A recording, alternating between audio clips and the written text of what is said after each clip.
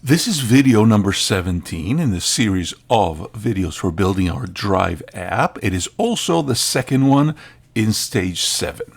And by the previous video, we got to step number 11 in the guide for stage 7.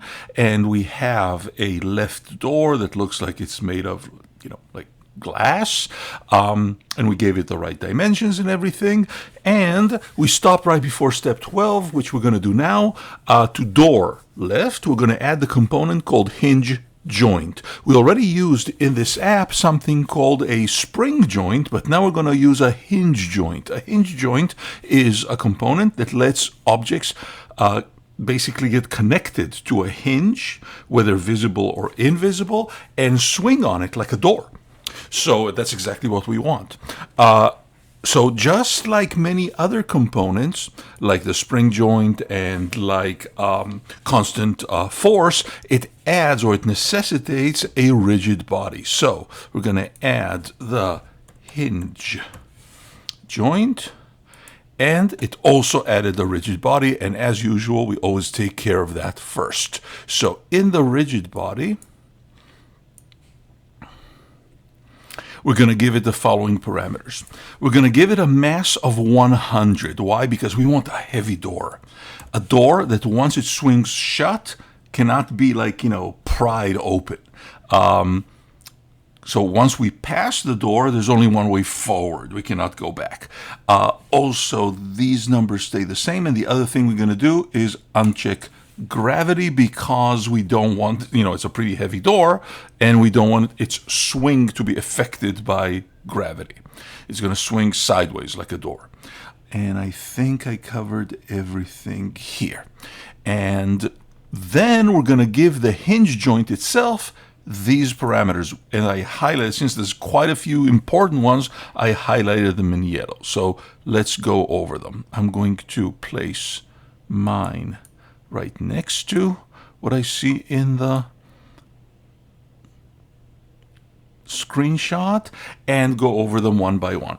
First of all, none and none, none and none. Then negative 0.45. What I'm doing right now, the anchor is what we're basically connecting it to. So negative 0.45 means that it's about half a meter to the left of the door, which is pretty much where the pole is. And Y 0.5 means that the hinge is in the middle of the door. And Z0 means that it's movement forward is the same as where it's connected to the hinge. As far as axis, look at what we're doing. We're changing this 1 to a 0, and we're changing the Y to a 1. What does that really mean? We're not going to swing on the x-axis. We are going to swing on the y-axis, and we're not going to swing on the z-axis. So if remember, I always say that y rotation is like a swinging door, and that's exactly what we're doing. Auto configure connected, we're going to keep that. Connected anchor. This is like supposedly where the other side of the hinge is. It's like an invisible hinge where it's one side is here and the other side is pretty much like in the middle of the, of the pole. So for that to be in the middle of the pole, the connected anchor is going to be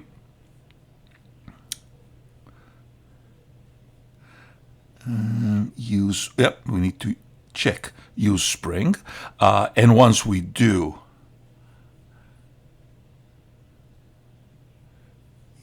these numbers are there. Auto configure connect. It gets all those right numbers. I didn't even have to type them. We are definitely gonna choose spring, and the spring is going to be, if I open it up, the strength of the spring is going to be 500. And then damper 0, target position 0. Target position means where is it going to come back and stop, and that's 0 means like 0 degrees, closed doors. Then motor, I'm not gonna, the door's not gonna open by itself. That's what I'm trying to say. It's not like a, like a automatic door that has its own motorized opening. Then definitely I'm going to use limits because I wanted to open only from 0 to 90 degrees, which is really like saying that it's limits. Okay, so motor, use limits, extended limits, no, and use acceleration, no. But when I open up the limits, the minimum, or in other words, the most it'll open, because it's swinging counterclockwise, is negative 90 degrees. And the max is going to be 0. And the bounciness is going to be 0. I don't want it to bounce. I want it to just close, just like a heavy door. Bounce minimum velocity doesn't really matter. It's the default 0.0. Just leave it that way. And I believe all the other numbers and all the other stuff stays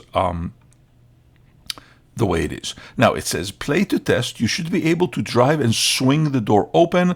It should swing back after you pass. And don't forget to stop. So let's see if that works. If I forgot something, maybe. The idea is that once I start playing and my car, like bam, lands on this, I am going to start driving and I'm pushing this door. And if I turn around, the door has swung shut behind me, and I'm going to have another one. But if I go head-on collision with this door, it's stopping me. What's stopping me? That front bumper. I cannot go through it. If there were 2 doors there would be no way for me to go back. Stop. Great. So if our left door works, with very few changes, we can duplicate it to be the right door. So going back to the guide, if door left looks good, duplicate it. Name the dupe door right. So door left, edit, duplicate, door right. And look at the changes we're going to make. The numbers are going to be very much the same, with a few sign changes, like positives to negatives, negatives to positive, because we're going from left to right. And it's going to look something like this. Duplicate it, name it door L. The only transform position change you need to change is position X to 1 instead of -1, and the right door should be in place now. As far as placing it in, this 1 changes to, this -1 changes to 1. But the hinge is not in the right place because it still thinks the hinge is on the left. If I play right now, we basically got 2 left doors.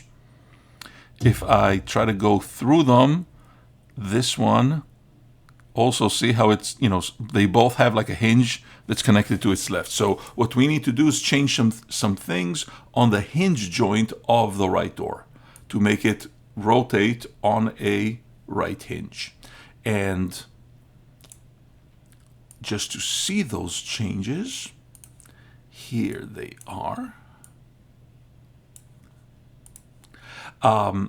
Notice that, that's almost, we don't have to type anything. We just have to get rid or change some negatives to positives and vice versa. So instead of negative 0.45, it's 0.45, or in other words, it's connected almost half a meter off of its right side. 0, 1, 0 stays the same. 1.81 and 102.4 and 5, those stay the same. This is like automatically calculating the position of where the anchor is connected. Spring and 500 and everything, and use limits. And look at one more change that's going to happen. Instead of the minimum and maximum being -90 and 0, it's 0 and 90, because it swings a quarter of a turn clockwise, starting from 0 all the way to 90 degrees. Everything else stays the same. If we remember to do all the right numbers, we should be able to play, test, be able to drive and swing both doors open. They should swing back after you pass. Don't forget to stop. Or in other words, I finally got those doors, if I got everything right, I finally got those doors to function the way I want them to function. In order to start my round, I have to push them. But once I go beyond them, if I try to go back,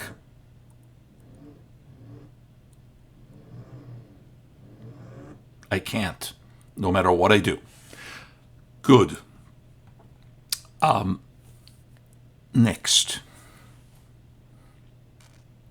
The next thing we're going to do is to create a start sound. After the start sound, we'll deal with the start trigger, but I think I'm going to do that on a separate tutorial. The start sound is simply a sound that I want to hear every time it reloads the scene. So there's going to be an empty game object called start sound. It's not nested into anything, just like we have impact sound and so on. It's independent. I'm going to make sure that its location is reset, even if it doesn't have any visuals. Its component is going to be the audio resource, and I believe the sound is going to be crowd, which came with one of the previous teacher's assets. In this case, I want it to play on awake because I want every time a scene starts, I want the crowd to cheer, like, like for a race. I will hear this sound again if I fall. If I fall